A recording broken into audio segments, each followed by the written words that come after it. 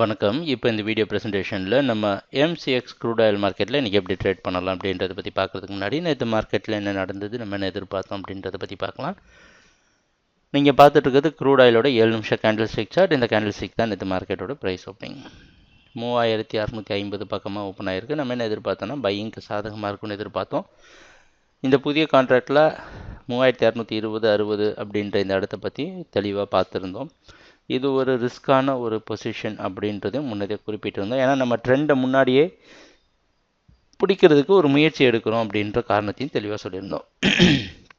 Price open ஆனது market 3660 resistance எடுத்து தொடர் சரிவை சந்திச்சு நம்ம ஸ்டாப் லாஸ்லாம் ட்ரிகர் பண்ணி மார்க்கெட் முழுக்க டவுன் ட்ரெண்டுக்கு சாதகமாகவே அமைஞ்சிருந்தது. சரி, நம்ம எதிர்பார்த்தது முழுக்க நடக்கவே இல்லை. இன்றைக்கி என்ன பண்ணலாம் அப்படின்னு பார்த்தோன்னா, இன்றைக்கி மார்க்கெட்டோட ஓப்பனிங் மறுபடியும் 3640லேருந்து 50க்குள்ளே ஓப்பன் ஆகிறதுக்கு வாய்ப்பு இருக்கிற மாதிரி வெளிநாட்டில் இருக்கிற நைமேக்ஸ் மார்க்கெட் வச்சு பார்க்குறப்ப தெரியுது. இன்றைக்கி மார்க்கெட்டோட ஓப்பனிங் கீழேயே ஓப்பன் ஆகிருந்திருந்ததுன்னா நமக்கு ஒரு குழப்பம் கிடையாது. மறுபடியும் மார்க்கெட் டவுன் ட்ரெண்டுக்கு சாதகமாக இருக்கும் அப்படின்ற உறுதி நமக்கு வந்திருக்கும். அதனால் ஒரு கன்ஃபர்மேஷன் வந்திருக்கும். அதை வச்சு நம்ம டவுன் ட்ரெண்டுக்கு சாதகமாக ட்ரேட் பண்ணியிருக்கலாம். ஆனால் இன்றைக்கி ஓப்பனிங் மறுபடியும் அதிகமாக ஓப்பன் ஆனது மட்டும் இல்லாமல் இந்த முக்கியமான இடத்துக்குள்ளே திருப்பியும் ட்ரேட் ஆகிறது நமக்கு மறுபடியும் சந்தேகத்தை கொடுக்குது. இதனால் என்ன செய்யலான்னா, மறுபடியும் இன்னும் ஒரு முறை ரிஸ்க் எடுத்து இந்த கான்ட்ராக்டில் நம்ம இந்த பையிங் இருக்கா அப்படின்றத கண்டுபிடிக்கிறதுக்கு இன்னும் ஒரு முறை ரிஸ்க் எடுத்து பார்க்கலாம் அப்படின்றது தான் நம்மளுடைய திட்டம். அதனால் இன்றைக்கி மார்க்கெட் பையிங்க்கு சாதகமாக இருக்கும் அப்படின்ற எண்ணத்தில் அதே 3620 வரைக்கும் நீங்கள் பை பண்ணி கொஞ்சம் 3610க்கு கீழே 606 605 கீழே ஸ்டாப் லாஸ் வச்சு ட்ரேட் பண்ணலாம்.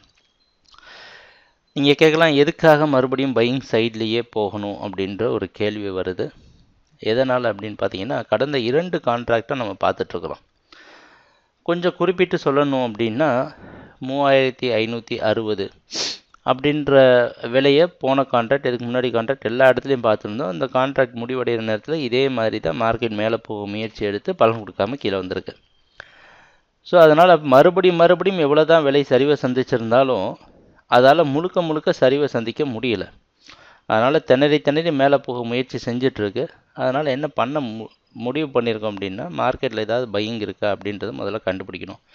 இப்போ இன்றைக்கி மார்க்கெட்டுக்கும் கீழே 3620 கீழே க்ளோசிங் வந்ததுன்னா நம்ம உறுதியாக ஒரு முடிவு எடுத்துடலாம். மார்க்கெட் டவுன் ட்ரெண்டுக்கு தான் சாதகமாக இருக்குன்னு சொல்லி நம்ம செல்லிங்கு சாதகமாக ட்ரேடிங்கை கண்டினியூ பண்ணோம்னா மார்க்கெட் இன்னும் சரிவை சந்திச்சு 3400 எல்லாத்துக்கு கீழே வர வரைக்கும் வாய்ப்புகள் இருக்குது.